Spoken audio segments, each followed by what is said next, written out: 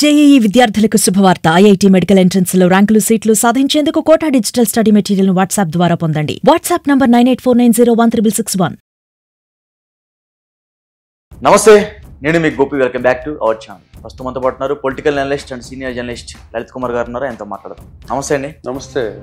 Okay, రాక YS Jaganmohan Reddy గారు మరలా ఈరోజు అసెంబ్లీకి అయితే రావడం జరిగింది.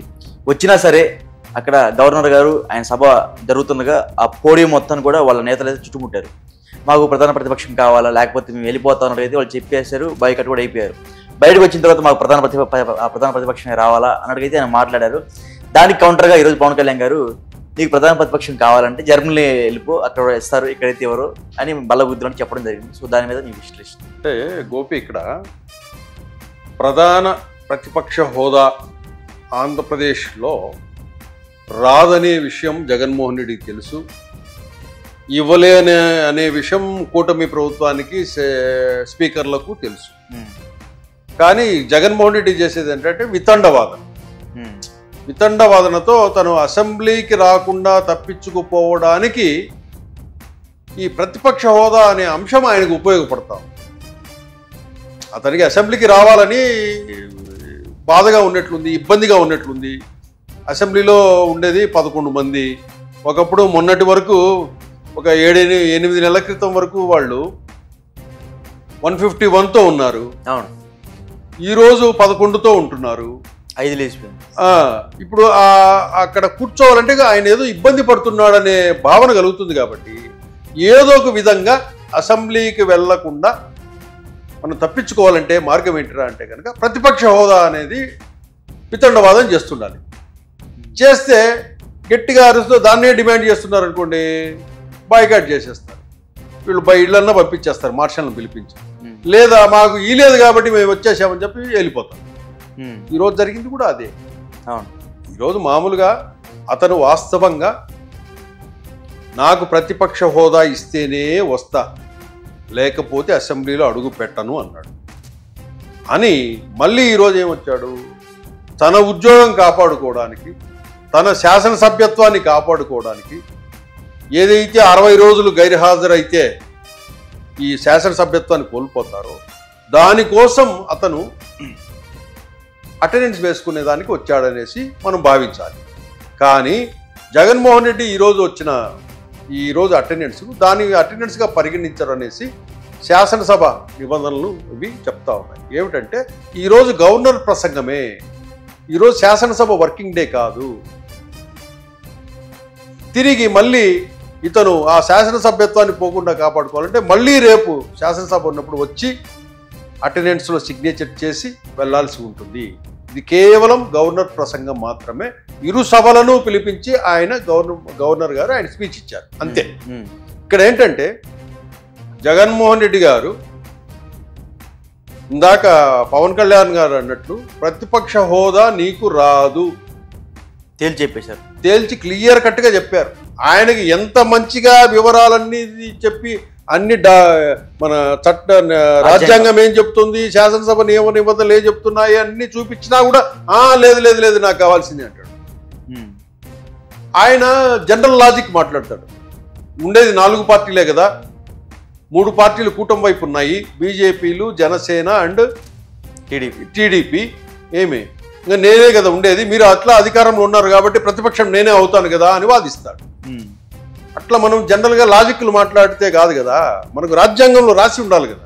అవును, ఇది చేస్తున్నారు. ఇప్పుడు పవన్ కళ్యాణ్ కూడా ఒక మాట అన్నాడు, నాకంటే చిన్న పార్టీ నీది అన్నాడు. అవును, ఇంకా అర్థం చేసుకోండి, నాకంటే చిన్న పార్టీ, ఈ ప్రతిపక్ష హోదా కావాలనుకుంటే మీరు జర్మనీకి వెళ్ళొచ్చు అన్నాడు.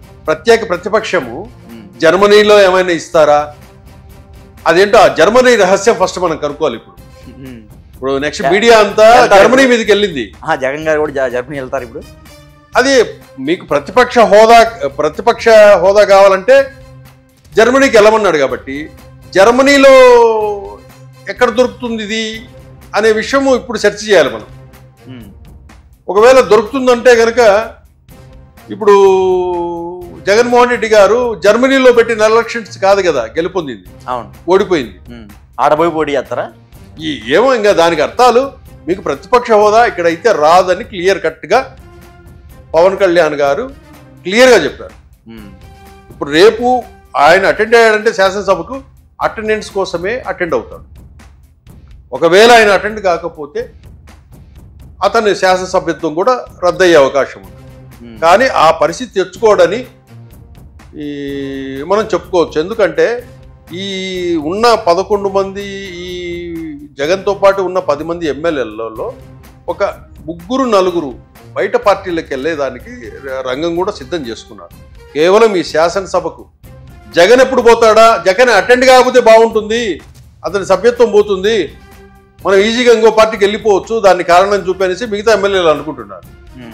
జగన్ ఏమి, నేను గనక ఈగోకు పోయేసి అటెండ్ కాకపోతే కనుక, నా శాసనసభ్యత్వం పోతే కనుక మొత్తం 10 మంది వెళ్ళిపోతారు ఏదో ఒక పార్టీలోకి అని జగన్మోహన్ రెడ్డి అటెండెన్స్ కోసం వస్తా ఉన్నాడు. ఇప్పుడు ఈ రోజు కూడా ఆ బొత్సాకి ఏదో అవమానం జరిగిందనేసి కూడా చెప్తా ఉన్నాను. చేయి పోయేసి ఇక్కడేం చేస్తున్నావు, నువ్వు పోయి అరుగుపో అన్నట్లు ఉంది ఆ బాడీ లాంగ్వేజ్, ఆయన చెప్పే విధానం. దాని పట్ల బొత్సాకు అవమానం జరిగింది అనే భావనలో బయట జనం అనుకుంటా ఉన్నారు. మీడియాలో కూడా అవే విజువల్స్ వైరల్ అవుతున్నాయి. ఇప్పుడు బొత్సాకి ఏంటంటే, బొత్స ఒకవేళ రావాలనుకుంటే ఆయనకు జనసేనలో మంచి అవకాశమే ఉంటుంది, టీడీపీలో కూడా ఉంటుంది. టీడీపీలో ఏ పార్టీలో ఉన్నా సరే సత్సంబంధాలు బాగా మెయింటైన్ చేస్తూ ఉంటారు. మొన్న అసెంబ్లీకి వచ్చినప్పుడు కూడా శాసనమండలి సభ్యత్వం జరిగింది, అదే సమావేశం. పవన్ కళ్యాణ్ వెళ్ళి షేకండ్ ఇచ్చి అవును వచ్చారు.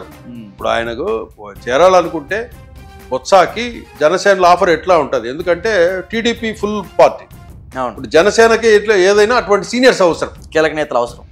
కాబట్టి ఆయన జనసేనలోకి పోయే అవకాశం ఉంటుంది.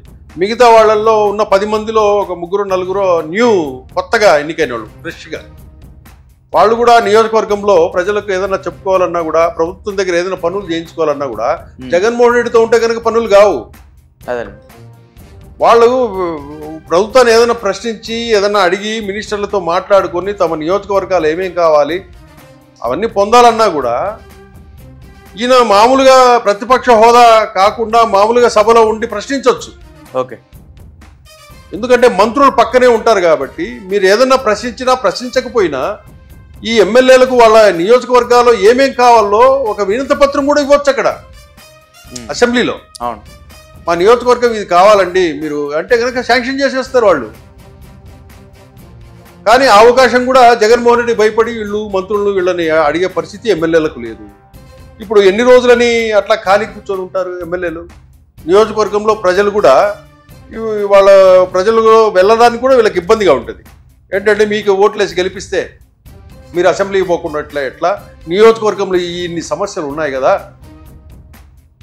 అని ప్రజలు ప్రశ్నిస్తారు. దానికోసము ఉన్న వాళ్ళల్లో 3-4 ఈ సమావేశాల తర్వాత వేరే పార్టీలు చేరే అవకాశం మెండుగా ఉంది. కాకపోతే జగన్మోహన్ రెడ్డి కనీసం ఈ 10 మందినైనా కాపాడుకోవాలంటే ప్రతిపక్ష హోదా అదే. మీరు అసెంబ్లీకి అటెండ్ అయితే కనుక కొంచెం కాన్ఫిడెన్స్ ఉంటుంది, మీరు అసెంబ్లీలో ఏదన్నా ఉన్నా కూడా ఫైట్ చేసుకోవచ్చు. మీరు ఒకవేళ అడిషనల్గా సమయం కావాలన్నా కూడా స్పీకర్ ఇచ్చేదానికి సిద్ధంగా ఉన్నాడు. ఏదన్నా ప్రజల తరఫున మీ ఎమ్మెల్యేలకు సంబంధించి మీ నియోజకవర్గాలకు సంబంధించి ఏదన్నా మాట్లాడాలనుకున్నా కూడా మనం ఆ విచక్షణ స్పీకర్కి ఉంటుంది. మాకు సమయం ఇంకా కొద్ది కావాలన్నా కూడా ఇస్తారు వాళ్ళు. ఎందుకంటే వాళ్ళకి ఇవ్వండి అని కూటమి ప్రభుత్వం కూడా ఉంది సిద్ధంగా. వాళ్లకు నియమ నిబంధన ప్రకారము వాళ్ళకి ఇచ్చే సమయం కాకుండా వాళ్ళు ఏదైనా అడిషనల్ అడిగితే ఇవ్వచ్చు.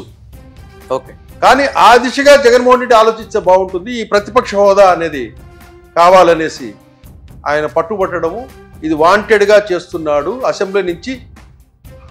అసెంబ్లీకి అటెండ్ కాకుండా తప్పించుకుపోవడానికి ఈ ప్రతిపక్ష హోదాని ఒక ఆయుధంగా, ఒక అస్త్రంగా ఉపయోగించుకుంటున్నాడని మనం చెప్పుకోవచ్చు. ఓకే అండి, థ్యాంక్ యూ.